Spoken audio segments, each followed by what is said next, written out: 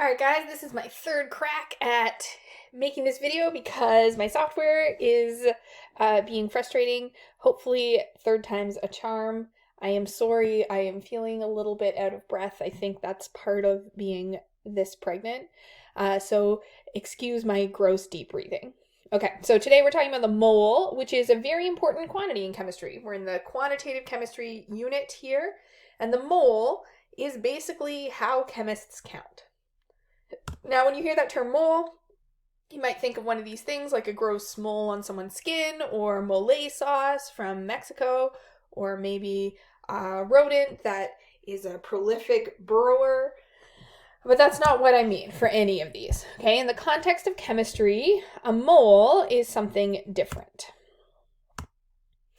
Okay, I think the broadest, most accurate description is that the mole is a convenient grouping of entities. Okay, and we're going to talk about both parts of that explanation. Convenient grouping in a second, but we'll start with what is meant by entities. Okay, so this is chemistry. The mole is a concept in chemistry. So when we talk about entities, we mean chemicals, atoms. So that would be like an example of a carbon atom right there. Molecules. So this is a picture of a water molecule. It has two hydrogens and an oxygen. Or formula units, a term that we don't use that often, but a formula unit sort of refers to the smallest unit of an ionic compound. So this is an example of an ionic compound here. This is sodium chloride. And if I have just one sodium ion and one chloride ion, then that's a formula unit of sodium chloride. Okay. So then on to that idea of convenient groupings. So we use convenient groupings in our everyday lives. For example, sometimes we measure things in pairs. Okay, so we group socks in pairs rather than talking about individual socks. Similarly, we might purchase things in dozens, donuts, eggs, pencils, all things that we don't often want just one of. So instead, we buy them in a convenient grouping, a dozen. Okay, and then you might not have heard this term before, but reams are how we group sheets of paper. Okay, so rather than talking about individual sheets of paper, we can talk about reams of paper. One ream is equivalent to 500 individual sheets. Okay, so these are just convenient ways of grouping. So when I say a dozen, everyone knows that means 12. And when I say a pair, everyone knows that means 2. And when I say a mole, every chemist will know that that means a certain group of entities. Okay, now the reason that the mole concept has to exist is because there are some problems with trying to count out individual atoms. So we can say it's kind of inconvenient to count out individual sheets of paper, but when we're talking about things on the atomic scale, it's actually impossible to count out individual ones because even the biggest individual atoms are still only about 2.5 picometers across, which is like an insanely small distance. Too small even to see with the most expensive high-tech microscope out there. Okay, so we can't see individual atoms. And similarly, we can't weigh an individual atom. Even the heaviest nucleus, which belongs to livermorium, okay, which is like one of the latest elements on the periodic table, it's clocking in with an atomic mass of 298 atomic mass units. If I convert that to grams, though, it's still so small that I could never weigh it out on a scale. Okay, so atoms are too small, both in size and in weight, to count out individual ones. So in order to be able to count out atoms, we need some sort of convenient grouping of them to actually work in the real world. Okay, so I want to be able to know like what ratio of things to combine in a chemical reaction, but I'm not going to be able to do that by counting out individual atoms because I just don't have the technology to do it. It would be too hard. Okay, so what the mole is, the way this convenient grouping was established, chemists said, okay, well, we know that carbon, element number 6 on the periodic table, has an atomic mass of 12.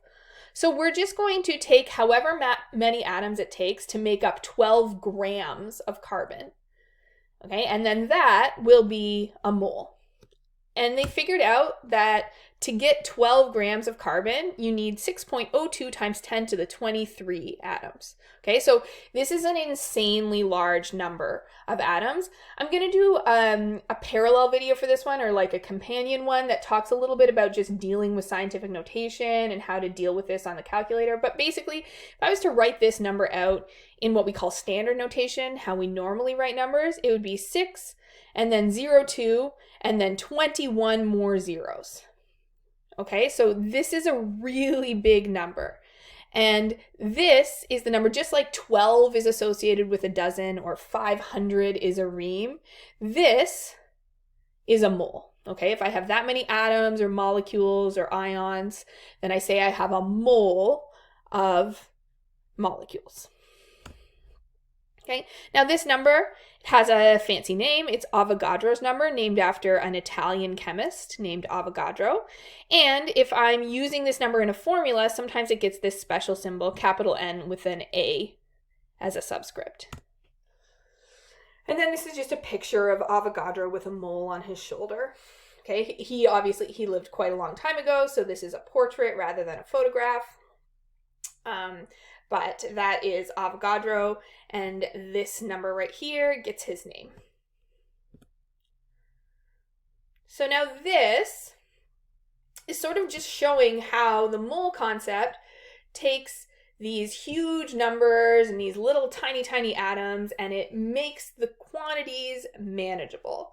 Okay, so this is 1 mole of carbon right here. Carbon is, you'd probably, if I asked you, be like, oh, that's charcoal. That's what carbon is. It's charcoal if I have pure carbon. And if I have 12 grams of charcoal, that is 1 mole of carbon, which I know to contain this many atoms. Okay, but I don't have to worry so much about how many atoms are there. Now I can just work with grams, so 12 grams, or moles, 1 mole. Okay, and all I need to measure that out is a scale. No fancy scanning electron microscopes or any other wild equipment, just a scale. Now, just to further illustrate why this concept is so useful, I want to take you back a little bit to when you're first learning chemistry and you're looking up information on the periodic table. If I said, find me the mass of sodium, you would look it up on the periodic table and you would probably come up with this number, 22.99. It's the mass of sodium. And you might even remember from grade 9 or 10 chemistry that that mass is in atomic mass units. Okay? Basically, it's just a count of how many protons and neutrons are in the sodium atom. What the mole concept does, though, is it takes that number from the periodic table, that mass that we've been talking about, but it just swaps out the unit. Instead of being 22.99 atomic mass units, which are really, really tiny and not useful to us in the real world or in the lab, it says, oh, well, if I have a mole of sodium, that is 22.99 grams, something that's super easy to just weigh out on a scale. Okay, so it takes those masses from the periodic table and makes them into a quantity that's useful to us for real-world applications. Okay, now I am going to ask you to do a few practice questions associated with this, and there's a formula you're going to be working with. You can see it on the screen right here. So this formula allows us to convert the number of moles that you're given into a number of molecules. Okay, so just to explain what the different parts of this formula are, we've got capital N, which stands for number of entities, which could mean, it depends on the question, it could mean number of atoms, it could mean number of ions, could mean number of molecules. Okay, so capital N is just number of entities. The little n, and this is going to come up a few times, this little n throughout this unit, it means the number of moles. And then we've got our big N here, which is Avogadro's number, okay, which is always the same, 6.02 times 10 to the 23. Okay, so there's 2 types of questions you could be asked associated with this content. One is, if I give you a number of moles, you have to tell me how many entities are present, okay? So pretty straightforward to start. First example here, how many molecules, so that's a type of entity, in 1 mole of carbon dioxide? Okay, so this is the answer right here, but to show you how I came up with that, I've typed out this nice box. So N is number of entities, or in this specific case, number of molecules. And I can calculate that by taking the number of moles and multiplying it by Avogadro's number. Okay, and as with any formula, my first step is to write it down, and my second step is to try to pull the quantities I'm given out of the question.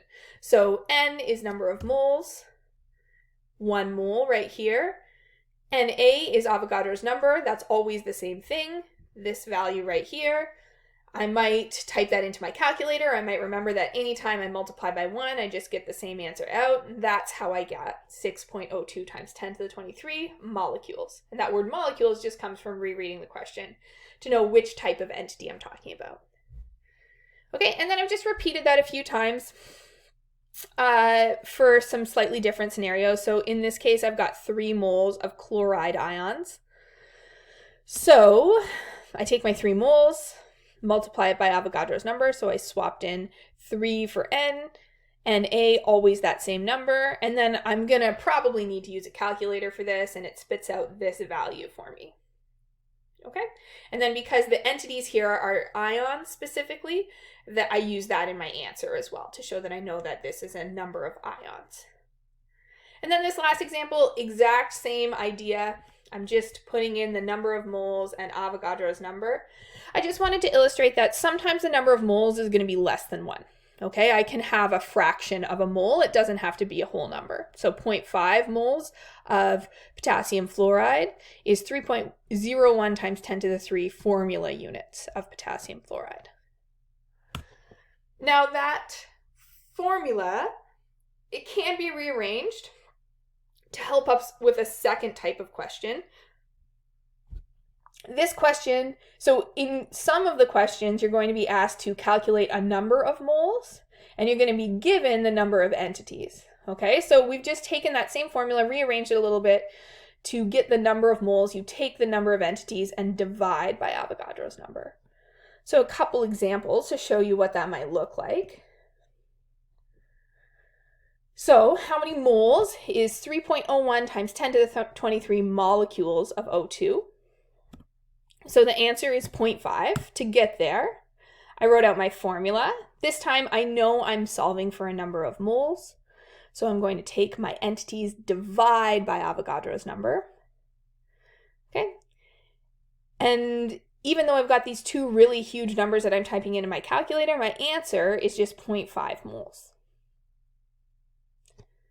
Okay, how many moles is 1.81 times 10 to the 24 chloride ions? My next piece here. So same process. I'm calculating the number of moles. So I'm dividing on this side, put in my number of entities, divide it by Avogadro's number. My calculator should spit out an answer. And then I wanted to illustrate just how big Avogadro's number is with this last example. So this number right here is 3 billion, 3 followed by 9 zeros, which sounds like a lot. If I had $3 billion, like my life would have very few problems. 3 billion is a lot when we're talking about money or most things. But when we're talking about atoms or chemical entities, it's actually not very many. If I take 3 billion formula units of potassium fluoride and I divide that by Avogadro's number, I get this insanely small number of moles, times 10 to the negative 15 is like a really, really small number, okay? So just to illustrate that even a big sounding number like 3 billion on the scale of how many entities are in a mole is really not that many, okay? Like I said, I'm going to post a companion video that shows you how to type this stuff in on your calculator and understand this scientific notation a little bit better. But hopefully this video will upload okay. I hope you guys are having a good day and enjoying the sunshine this week, and I will talk to you soon.